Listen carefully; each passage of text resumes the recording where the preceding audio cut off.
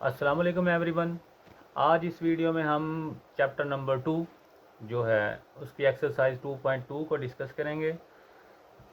और इससे previous video में हमने एक्सरसाइज 2.1 जो है वो डिस्कस की थी।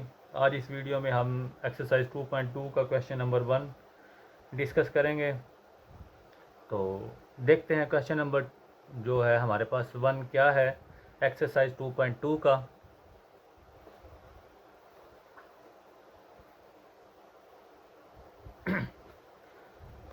एक्सरसाइज है 2.2।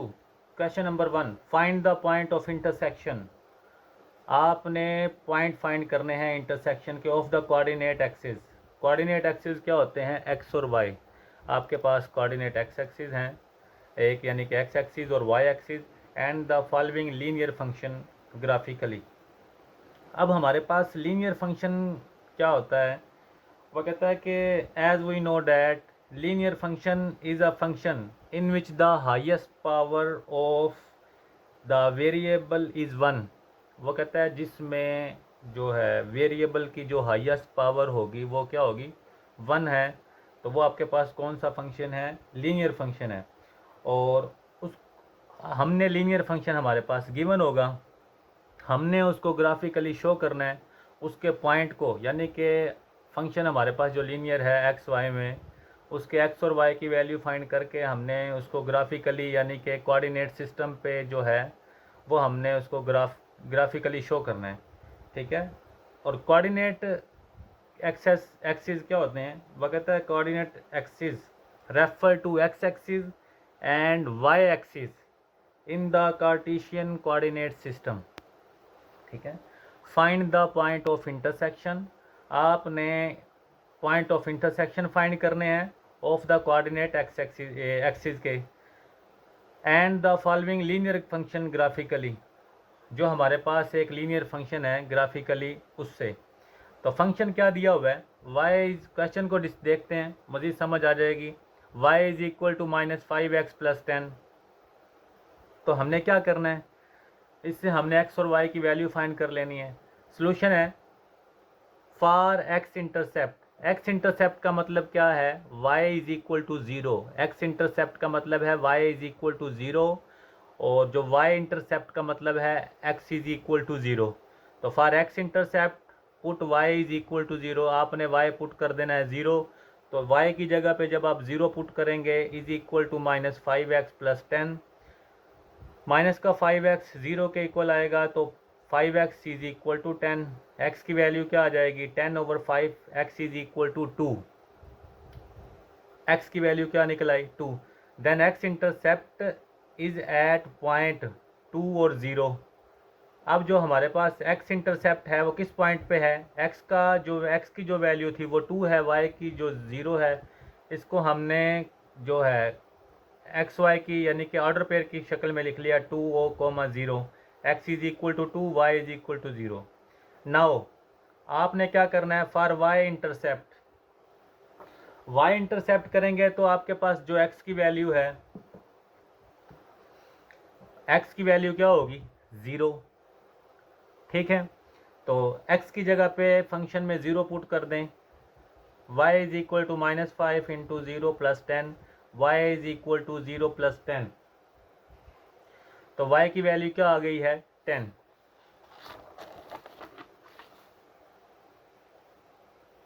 y is equal to 10। Then y intercept is at point, जो y इंटरसेप्ट है वो किस पॉइंट पे है? 0,10, यानी कि x 0 y 10। अब आपने क्या करना है? आपके पास दो पॉइंट आ गए हैं, आपने उनका जो है कोऑर्डिनेट सिस्टम पे उनको जो उनका पॉइंट इंटरसेक्ट करना है। तो देखते हैं आपके पास जो है, आपने चेक कर लेना है कि आपके पास एक ऑर्डर पेयर है 0,10, और जो दूसरा है वो आपके पास है 2 और 0। ये दो आपने फाइंड किए, एक 2,0 है, एक आपके पास है 0,10। आपने इन दोनों में चेक कर लेना है क्या सबसे यानी कि हाईएस्ट नंबर 10 है। तो आपका ग्राफ एक्स एक्सिस का जो 2 है, वाई एक्सिस का आपके पास 10 है। तो आपने एक ग्राफ यानी कि ले लेना है जो है प्लेन एक्स वाई। तो एक्स वाई लिया तो x 0, 1, 2, 3, 4 ये एक्स एक्सिस है। उसके बाद वाई एक्सिस आपके पास है 1 2 3 4 5 6 7 8 9 और 10। आपके पास दो पॉइंट गिवन है। पहला पॉइंट है आपके पास 2,0 यानी कि x की वैल्यू 2 है। x की वैल्यू 2 कहाँ पे है भाई? यहाँ पे। यहाँ पे y आपका क्या हुआ? 0। x 2 है, y 0 है। नेक्स्ट जो दूसरा पॉइंट था वो आपके पास 0,10 है, यानी कि x 0 है, y की वैल्यू 10 है। तो आपके पास जो ये है ये पॉइंट आ गया 0,10। एक पॉइंट आपके पास आया 2 यहाँ पे आ गया आपका 10 y वाला। तो आपने लाइन ड्रॉ कर देनी इसकी। ये आपके पॉइंट इंटरसेक्ट है कोऑर्डिनेट सिस्टम पर, ठीक है। ये वो पॉइंट ये यही हमने फाइंड करने थे जो आपके क्वेश्चन में कहा गया है, फाइंड द जो है पॉइंट ऑफ इंटरसेक्ट। तो आपका एक इंटरसेक्ट पॉइंट ये है, एक पॉइंट आपके जो इंटरसेक्ट है वो ये है। इस लाइन को आप मिला दें तो आपका ये ग्राफ शो हो गया। इसका नेक्स्ट पार्ट है आपके पास इसी क्वेश्चन का जो है क्वेश्चन नंबर 1 का जो पार्ट है 2, y is equal to 2x minus 1। तो फॉर x इंटरसेप्ट, तो सबसे पहले आपने क्या करना है, x इंटरसेप्ट है तो इसका मतलब y 0 पुट कर देना है। जब y की वैल्यू 0 पुट करेंगे तो 2x माइनस 1, माइनस का 1 इक्वल किस साइड पर लाएंगे? +1। तो x की वैल्यू आपके पास क्या आ गई है? 1/2। हम इसको लिख सकते हैं 0.5। तो x intercept is at point, तो इस पॉइंट पे जो हमारे पास x इंटरसेप्ट है तो क्या पॉइंट आए? 1/2 यानी (0), 1/2 यानी 0.5, 0। उसके बाद for y intercept put x is equal to 0। Function में आपने x की जगह पे 0 पुट कर देना है। तो y is equal to 2,0 minus 1। तो y is equal to 0 minus 1, y is equal to -1। तो the y intercept is at the point 0, -1। अब एक पॉइंट आपके पास है 1/2, 0, एक पॉइंट है 0, -1। तो आपने इन दोनों पॉइंट को ग्राफ पे शो करना है।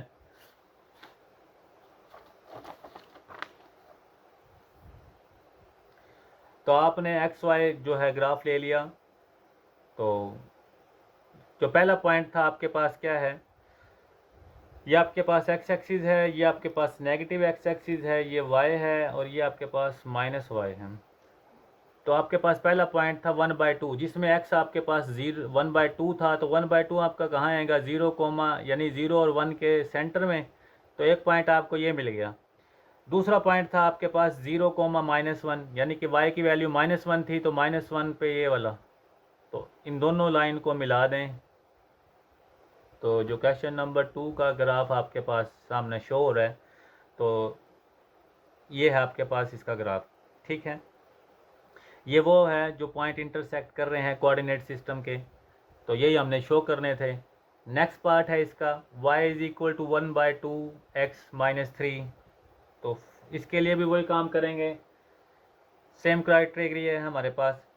x इंटरसेप्ट है तो y 0 पुट कर दें। तो y की जगह पे 0 is equal to 1/2x minus 3। तो माइनस का 3 आपका प्लस का 3 इज इक्वल टू x/2। तो x की वैल्यू क्या आई? 6। The x intercept is at point 6, 0। जो आपके पास x इंटरसेप्ट पे जो पॉइंट आए हैं वो आपके पास है, x की वैल्यू 6 है, y आपके पास 0 है। Next for y intercept put x is equal to 0, y is equal to 1/2x minus का 3।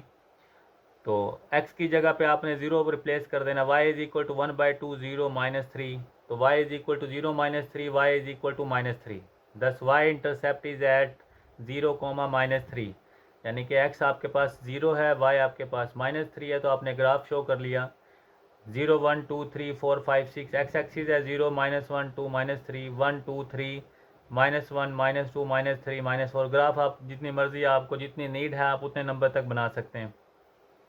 तो पहला पॉइंट आपके पास क्या निकला था? पहला पॉइंट आपके पास निकला था 6, 0 जिसमें x आपके पास 6 था, y क्या था? 0। तो x एक्सिस पे 6 आपके पास इस पॉइंट पे है। उसके बाद जो दूसरा पॉइंट निकला था जिसमें x आपके पास 0 है, y आपके पास -3 है। तो y का जो नेगेटिव है ये नंबर है, तो -3 आपका कहीं यहाँ पे है।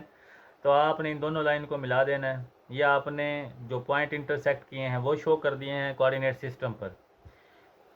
नेक्स्ट पार्ट है इसका आपके पास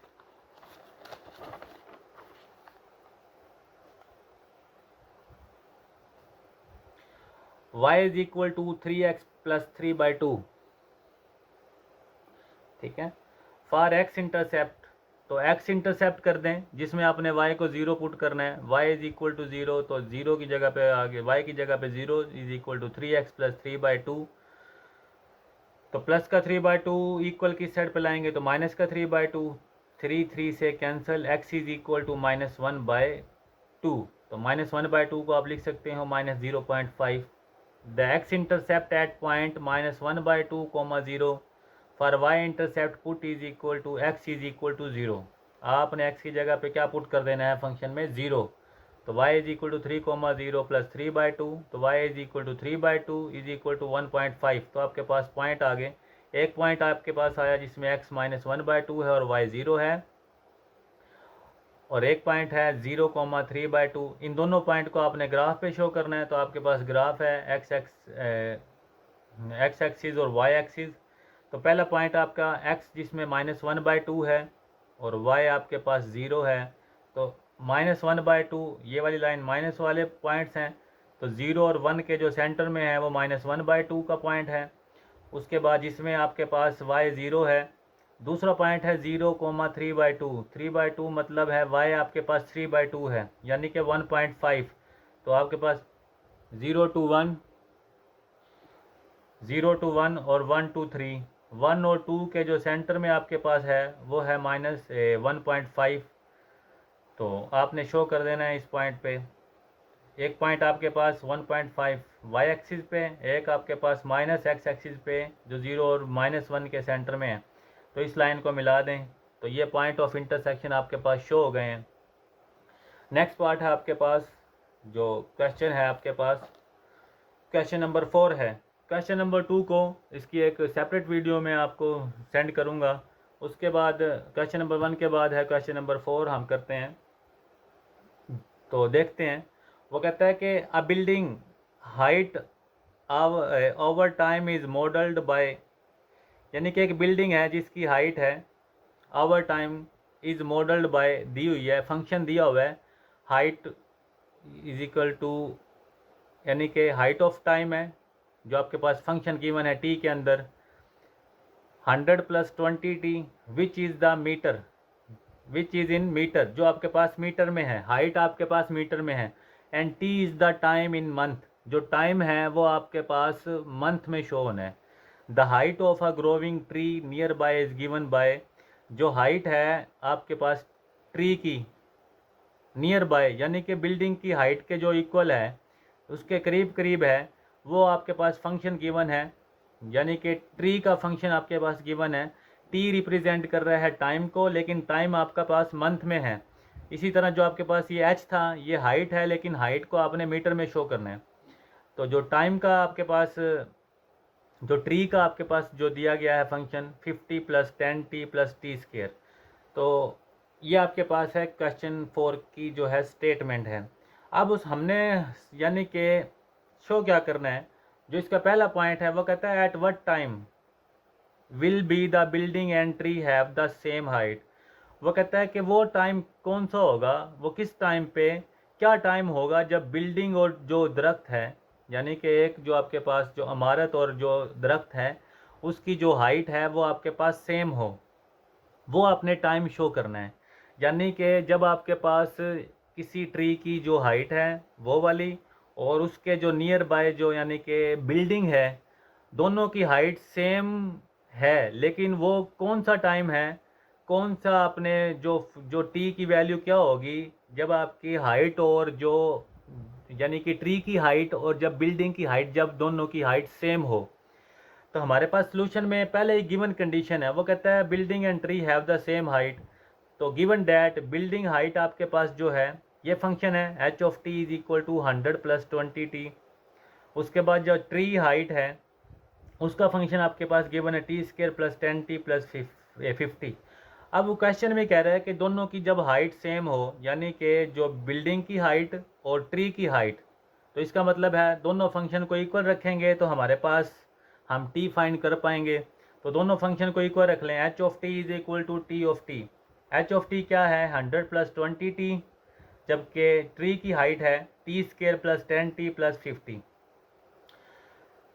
तो क्या करते हैं जी, प्लस का 100 को उस साइड पे लेके जाएं तो माइनस का 100, 20t को इक्वल के इस साइड पे लेके आएँ तो माइनस का 20t। तो आपके पास फंक्शन क्या बना, T square plus 10t plus 50 minus 20t और माइनस का 100t is equal to 0। T square as it, plus का 10t माइनस का 20t तो माइनस का 10t, 50 माइनस 100 आपके पास आ गया माइनस का 50 इज इक्वल टू 0। ना यूजिंग क्वाड्रेटिक फार्मूला हम इस इक्वेशन को हल करके t की वैल्यू फाइंड कर लेंगे। तो क्वाड्रेटिक फार्मूला यूज़ कर लेते हैं। Here A is equal to 1 है, टी स्क्वायर का कोफिशिएंट जो t है आपके पास, जो t का कोफिशिएंट है वो b है, b is equal to -10, then c is equal to -50। Quadratic formula use करके हमने t की वैल्यू फाइंड कर लेते हैं।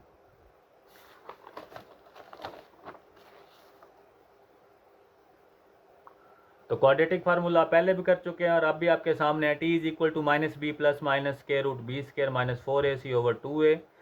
तो t is equal to, T की वैल्यू थी यानी कि b की वैल्यू थी आपके पास -10, तो पहले ही माइनस b है तो +10 प्लस माइनस -10 का स्क्वायर -4, a की वैल्यू 1, c की वैल्यू -50 ओवर 2 और a की वैल्यू 1। तो t is equal to 10 plus minus 100 plus 200 over 2। तो t is equal to 10 plus minus 100 plus 200 300 square root यानी कि ओवर 2।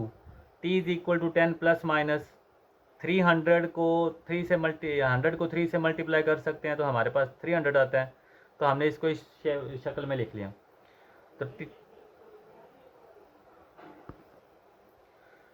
तो t इज इक्वल टू जो आपके पास 10 प्लस माइनस 100 का स्क्वायर रूट 10 है, square root 3 as it over 2। 10 यानी कि आपने क्या कॉमन लें, 2 कॉमन ले लें।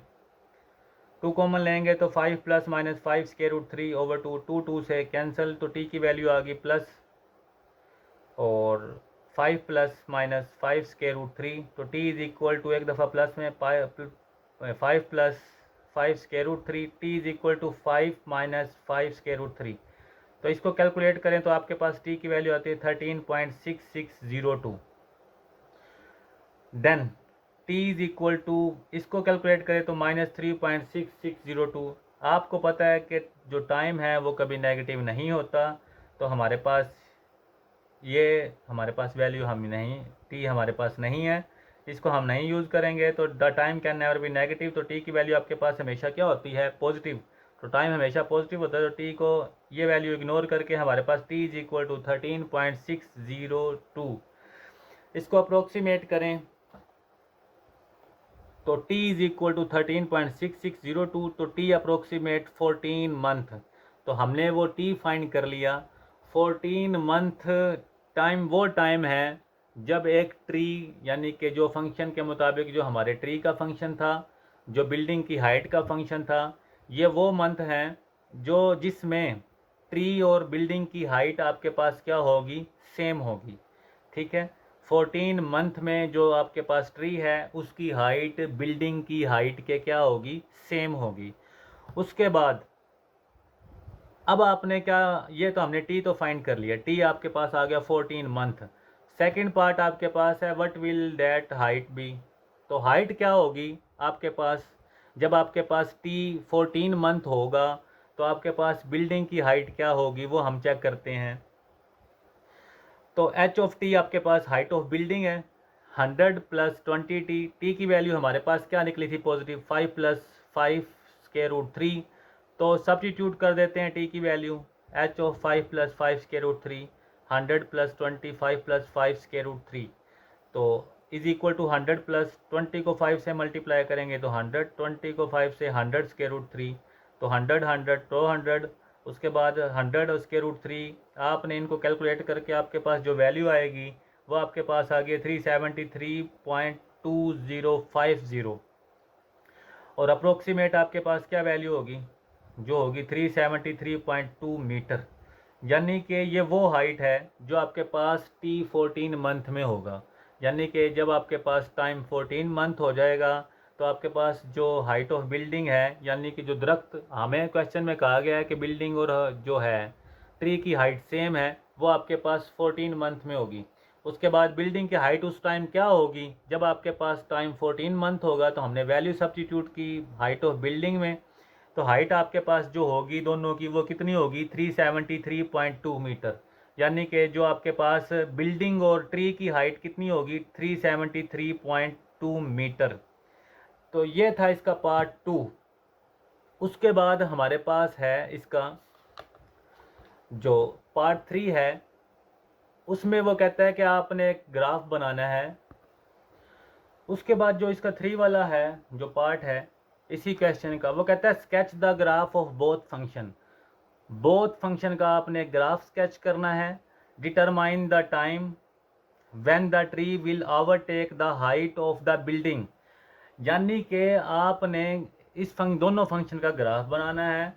वो कहता है कि और टाइम को डिटरमाइन करना है जब आपका जो है ट्री विल ओवरटेक, जब ट्री बिल्डिंग से ऊपर जाएगा तो तब आपके पास टाइम क्या होगा, वैसे तो जब दोनों की हाइट सेम है, बिल्डिंग और ट्री की हाइट जब सेम है, तो जो आपके पास टाइम है वो 14 मंथ का है, जिसमें आपके पास जो है हाइट कितनी आई थी 373.2 मीटर, यानी कि 373.2 मीटर आपके पास हाइट आई थी और आपके पास टाइम था 14 मंथ। अब वो कह रहा है कि आपने कोई एक ऐसा ग्राफ बनाना है, टाइम को डिटरमाइन करना है जब आपके पास जो हाइट होगी, बिल्डिंग ट्री की हाइट ओवरटेक करेगी बिल्डिंग की हाइट को। ठीक है, तो इसका ग्राफ देखते हैं। ग्राफ है आपके पास, फंक्शन है y is equal to H of T is equal to 100 plus 20t। ये आपके पास बिल्डिंग की जो हाइट है ना उसका फंक्शन गिवन है। जब y is equal to tree का फंक्शन गिवन है 50 plus 10t plus T square. अब आपने क्या करना है, हमने वैल्यू फाइंड करनी है। t आपके पास जो वैल्यू निकली थी वो आपके पास निकली थी 13.66। तो हम क्या करते हैं, कोई सी 4 वैल्यू रैंडमली ले लेते हैं। जो मैंने वैल्यू ली है वो ये है, आपके पास जो t की वैल्यू आई थी वो 14 आई थी, यानी कि 13.66 मंथ आई थी। तो मैं t की वैल्यू इससे एक पहले की वैल्यू ले लेता हूँ 10, और इसके बाद की वैल्यू 15, और उसके बाद की वैल्यू 17, यानी कि ले लेता हूँ 17। तो आपके पास ये रैंडमली वैल्यू ली है, एक वैल्यू तो आपके पास गिवन थी ट्री।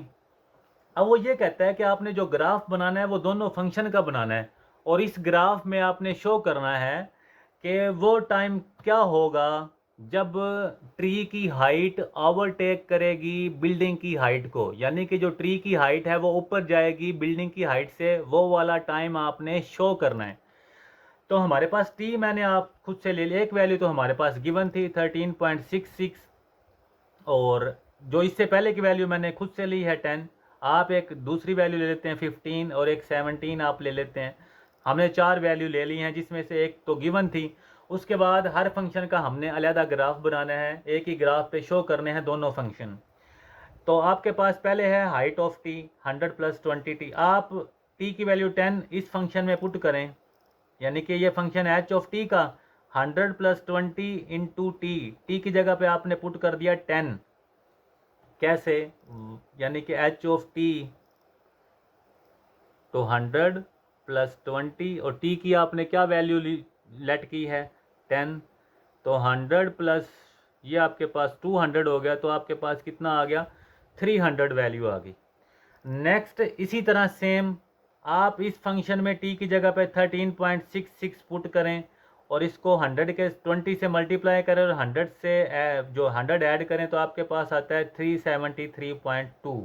इसी तरह आप टी की जो 15 वैल्यू है एच ऑफ टी के फंक्शन में टी की जगह पे पुट करके आप वैल्यू निकालें, आपके पास आएगी 400। अगेन फिर देख लें, 15 आपने इसमें पुट करना है 100 प्लस 20 मल्टीप्लाई बाय 15। ठीक है, तो 100 प्लस आपके पास आ गया है 300। 300 को 100 से ऐड करेंगे तो जनाब आपके पास 400 वैल्यू आ गई। नेक्स्ट आपने जो टी की वैल्यू 17 है वो इस फंक्शन में पुट करनी है, 100 प्लस 20 मल्टीप्लाई टी 17, तो आपके पास आ जाएगा 440। ठीक है, तो आपके पास ये कुछ वैल्यू आ गई हैं। उसके बाद यही वैल्यू हम यूज़ करेंगे, टी की वैल्यू यही यूज़ करेंगे लेकिन अब हमारे पास फंक्शन जो है वो ट्री का फंक्शन होगा, T of T 50 plus 10t plus T square. तो आप पहले क्या करेंगे, 10 को टी में पुट कर देंगे, इस टी की जगह पे पुट कर देंगे, इस टी स्क्वायर में पुट कर देंगे। तो आप जब इस वैल्यू में जो इसका भी देख लें एक दफ़ा आप, 50 + 10, हमारे पास टी की वैल्यू पहली जो है फर्स्ट वाली वो 10 है, तो टी की जगह पे रिप्लेस कर दिया 10 और 10 का स्क्वायर। जब आप इनको सोल्व करेंगे तो आपके पास आ जाएगा 250। ठीक है, नेक्स्ट आपके पास वैल्यू है 13.66। तो जो आपके पास टी का फंक्शन है, टी की जगह पे आपने पुट कर देना 13.66, इस टी की जगह पे 13.66 का स्क्वायर। तो इनको प्लस माइनस यानी कि स्क्वायर और प्लस करेंगे, मल्टीप्लाई करके आपके पास आ जाएगा 425, सॉरी जो है 373.2। नेक्स्ट आपके पास है 15, टी की जगह पे आपने पुट कर देना है 15। तो आपके पास फंक्शन को सोल्व करके टी की वैल्यू 15 पुट करके तो आपके पास वैल्यू आएगी 425। दोबारा फिर देख लें, जो ऊपर वाला फंक्शन था जो हाइट का था, उसमें आपने इस फंक्शन में वैल्यू रिप्लेस करनी है। जो दूसरा फंक्शन है टी ऑफ ट्री का, जो ये वाली सारी वैल्यू टी की आपने इसमें बारी बारी पुट करके वैल्यू फाइंड करनी है। तो आपने फिर जो है लास्ट वैल्यू 17 टी की जगह पे पुट कर दें, 17 का स्क्वायर और इन सबको प्लस करें तो आपके पास आता है 509। अब आपके पास जो फंक्शन है, ये ट्री के फंक्शन की भी सारी वैल्यू आ गई हैं, उसके बाद हाइट के फंक्शन की भी सारी वैल्यू आ गई हैं। तो सबसे पहले हम हाइट का जो है ग्राफ ड्रॉ कर लेते हैं। जो आपके पास एक्स एक्सिस है वो टी को यानी कि टाइम को रिप्रेजेंट कर रहा है।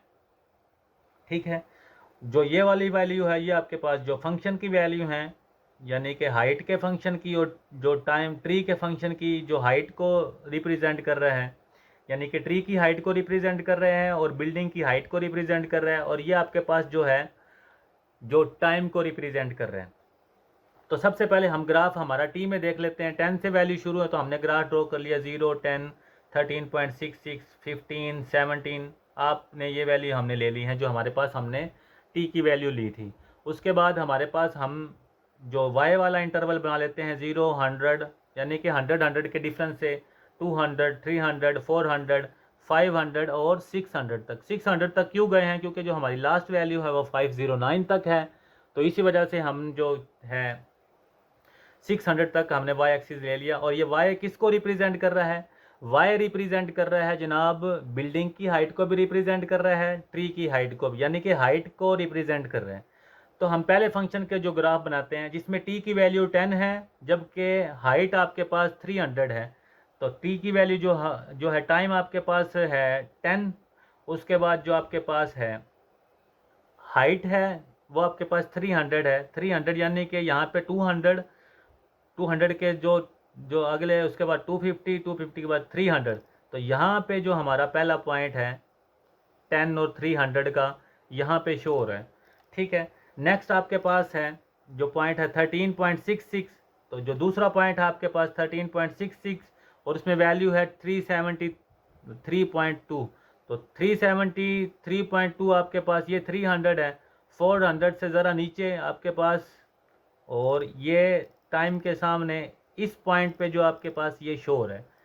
उसके बाद नेक्स्ट वैल्यू आपके पास 15 है, टाइम की 15 है, जबकि वैल्यू आपके पास जो हाइट की है वो 400 है।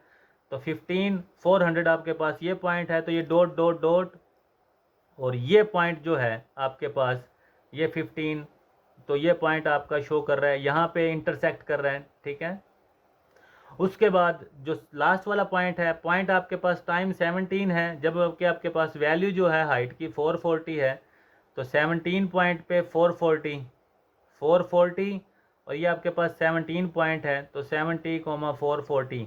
जो आपके पास जो ये वाली लाइन है, जो आपके पास ये वाली लाइन आपके पास है, जो ट्री की हाइट है, सॉरी बिल्डिंग की हाइट है 100 + 20t। तो ये वाली बिल्डिंग की हाइट का आपने ग्राफ शो कर दिया। नेक्स्ट जो आपके पास फंक्शन का जो वैल्यू है वो आपके पास ट्री की वैल्यू है।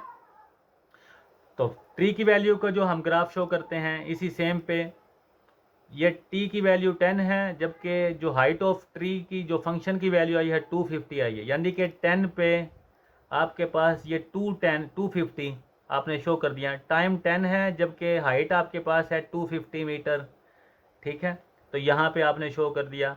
उसके बाद आपकी जो टी की वैल्यू है 13.66 पे आपकी जो हाइट है ट्री की हाइट 373.2, यानी कि ये वो पॉइंट है 13.66, जहाँ ये 13.66 372.2 आपके पास ये पॉइंट है।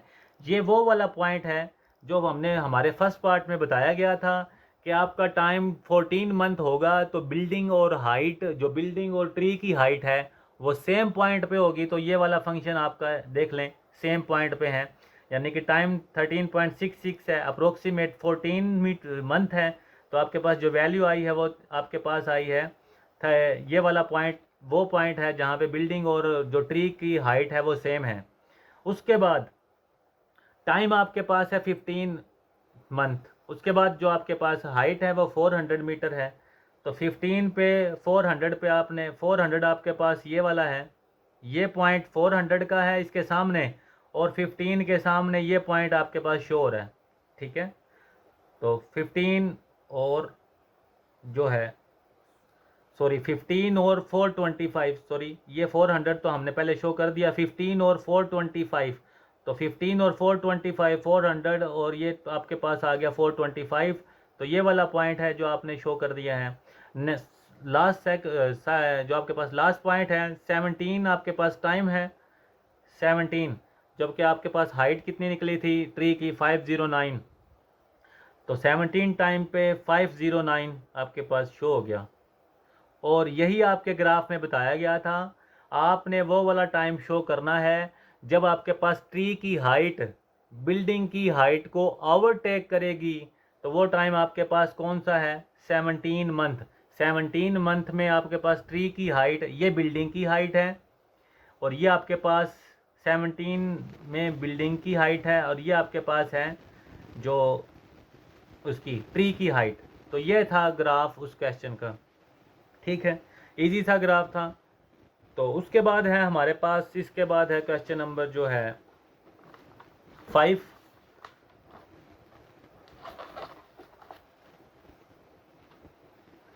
क्वेश्चन नंबर 5 हमें क्या कहता है,